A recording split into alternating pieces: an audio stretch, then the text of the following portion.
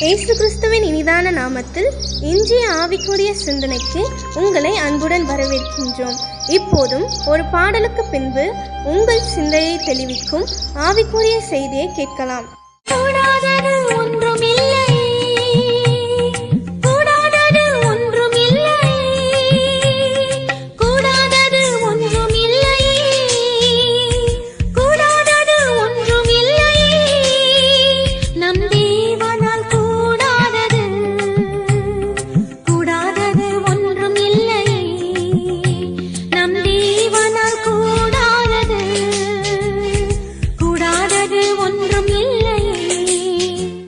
ஆண்டவர் இரட்சகருமாக இயேசுவின் இனிதான நாமத்தில் உங்களை வாழ்த்துகிறேன். நம்முடைய ஆவிக்குரிய சிந்தனைக்காக லூக்கா எழுதின சுவிசேஷம் 4ஆம் அதிகாரம் 4ஆம் வசனத்தை நான் வாசிக்கிறேன். இயேசு பிரதியுத்தரமாக, மனுஷன் அப்பத்தினால் மாத்திரமல்ல தேவனுடைய ஒவ்வொரு வார்த்தையினாலும் பிழைப்பான் என்று எழுதியிருக்கிறதே என்றார்.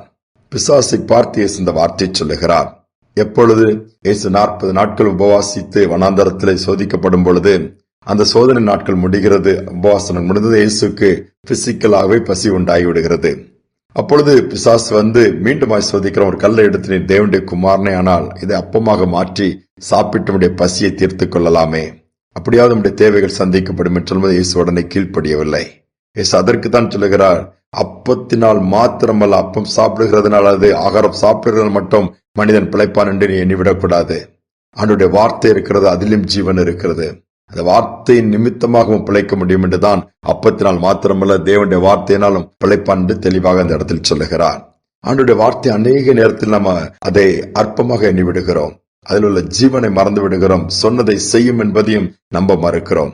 வேதத்திலுடைய ஒவ்வொரு வார்த்தைகளும் ஆண்டவர் பேசினதிலே ஜீவன் இருக்கிறது, அது சொன்னதை செய்துவிட்டு தான் திரும்புமாம். ஏன் வானமும் பூமி ஒளிந்து போனாலும் கூட அவருடைய வார்த்தை ஒளிந்து போகாதாம். சகல பிரஸ்தாபத்தை காட்டிலும் ஆண்டவர் தமது வார்த்தையை அதிகமாய் மகிமைப்படுத்தியிருக்கிறார் என்றுதான் வேதமும் சொல்லுகிறது. டேவிட் பாரடே என்கிற ஒரு மனுஷன் அமெரிக்க தேசத்துல 2 கால்கள் நடக்க முடியாமல் பல வருடங்கள் கஷ்டப்படுகிறார். நாட்கள் போகிறது, ஒவ்வொரு மருத்துவமனைக்காய் போய் முயற்சி எடுத்து விதவிதமான ட்ரீட்மெண்ட் எடுத்து எந்த மாற்றம் இல்லை, காலை தூக்கி வைக்க முடியல, அப்படியே முடங்கி போய்விட்டார். ஒரு முறை அவருடைய ஃப்ரெண்ட் அவரை பார்க்க வருகிறார். அவருடைய சூழ்நிலையை பார்த்து, என்ன இப்படி இருக்குன்னு சொல்லும்போது அவர் சொல்லுகிறார், எல்லா மருத்துவ ரீதியான சிகிச்சையும் எடுத்து விட்டேன், ஆபரேஷன் பண்ணி பார்த்தாச்சு, எந்தவித ஒரு முன்னேற்றம் இல்லை, இப்படிதான் இருக்கும் என்று மருத்துவர்கள் சொல்லிவிட்டார்கள். சொல்லி வருத்தப்பட்டார், என்னால் எங்குமே போக முடியவில்லையே.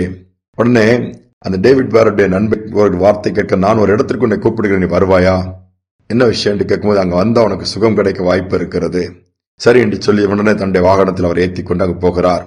சிகாகோ நகரத்தில் நடந்த ஒரு பெரிய கன்வென்ஷன் கூட்டம். அங்கு வல்லமையாய் பயன்படுத்தப்பட்ட அந்த டிஎல் மூடி பிரசங்கருடைய அந்த கூட்டத்திற்கு அழைத்து செல்கிறார். திரளான ஜனக்கூட்டம். அந்த பிரசங்கர் வல்லமையா தேவனுடைய வார்த்தையை கொண்டு வருகிறார். எல்லாரும் கேட்கிறார்கள். முடிந்த உடனே இந்த மனிதனையும், இந்த கால் நடக்க முடியாத மனிதனையும் அங்கு கொண்டு உட்கார வைக்கிறார்கள். டிஎல் மூடி எல்லாவற்றுக்கும் ஜெபித்து விட்டு இவரிடம் வருகிறார். டேவிட் பாரடே பார்த்து ஆண்டவருடைய வார்த்தை சொல்லி ஜெபிக்க ஆரம்பிக்கிறார். சொல்லுகிறார், ஆண்டவருடைய வார்த்தையை நீ விசுவாசித்தால் நடக்க முடியாது, நீங்கள் நடக்க முடியும். பலனற்று போன கால்கள், உங்கள் கால்கள் பலனடையும். மீண்டும் இழந்து போன பலனை நீங்கள் பெற்றுக்கொள்ள முடியும். எல்லா வேலையும் நீங்கள் செய்ய முடியும். ஆண்டவரால் முடியாது ஒன்றுமே என்று சொல்லி ஆண்டவருடைய வார்த்தையின் வல்லமையாய் பிரசங்கிக்கிறார். வார்த்தையை வைத்து ஜெபிக்கிறார். அவர் சொன்னால் ஆகும், அவர் கட்டளையிட்டால் இருக்கும். அவருடைய வார்த்தைகள் அவ்வளவு வல்லமை இருக்குது. அப்பத்தினால் மாத்திரமல்ல, வார்த்தை வந்துட்டாலே இந்த கால்கள் சுகமாக்கி விடும் என்று சொல்லி தைரியம் கொடுத்து ஜெபிக்கிறார். ஆனால் எந்த ஒரு மாற்றமும் அங்கு ஏற்படல. உடனே அற்புதம் நடந்து விடவில்லை.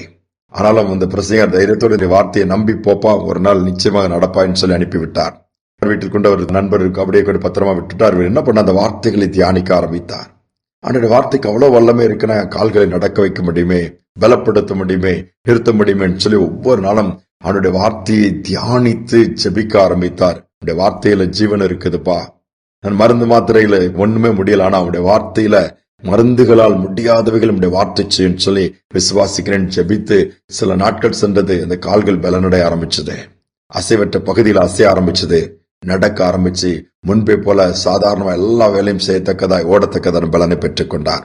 எத்தனை உண்மை! இப்போ வாழ்க்கையில எல்லாம் செத்து போன நிலைமையில இருக்கிறதோ, முடங்கி போன நிலைமையில இருக்கிறதோ, பலனற்று போய் இருக்கிறதோ, நம்பிக்கை போயிருக்கிறதோ, பட்டு போயிட்டோ, கவலைப்பட வேண்டாம். ஆண்டவருடைய வார்த்தை அங்கு அனுமதியுங்கள். ஆண்டவருடைய வார்த்தையை விசுவாசியுங்கள். ஒருவேளை உடனே ஜெபித்த அற்புதம் நடக்கல, உடனே வார்த்தையை பெற்றுக்கொண்டு மாற்றம் நடக்கல, சோர்ந்து போக வேண்டாம்.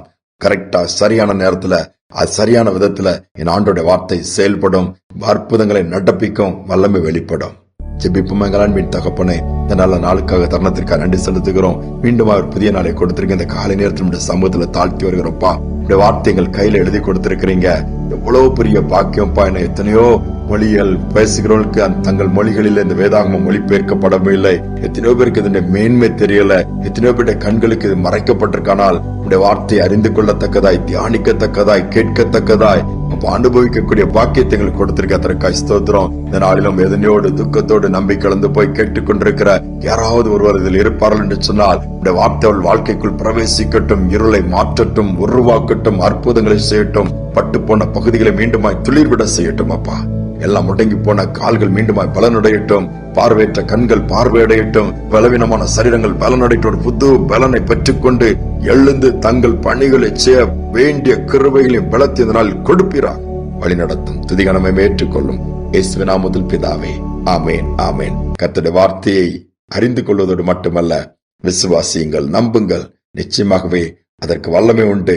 அதனுடைய வல்லமையின் மேன்மையை நீங்க பாப்பீங்க. இந்த சிந்தனையோடு இந்த நாளை தொடர்வோம். மீண்டும் நாளை தினம் சந்திப்போம். உலகிலே இருக்கும் அவனை விட உனக்குள் இருப்பவர் பெரியவரே. உலகிலே இருக்கும் அவனை விட உனக்குள் இருப்பவர் பெரியவரே. துணை நின்று உனக்காய் யுத்தம் செய்வார், துரிதமாய் வெற்றி காணச் செய்வார். துணை நின்று உனக்காய் யுத்தம் செய்வார், துரிதமாய் வெற்றி காணச் செய்வார். பயம் வேண்டாம், திகில் வேண்டாம், படைத்தவர் உன்னை நடத்தி செல்வார்.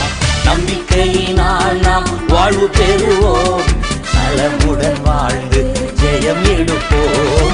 நம்பிக்கையினால் நாம் வாழ்வு பெறுவோம், நலமுடன் வாழ்ந்து ஜெயம் எடுப்போம்.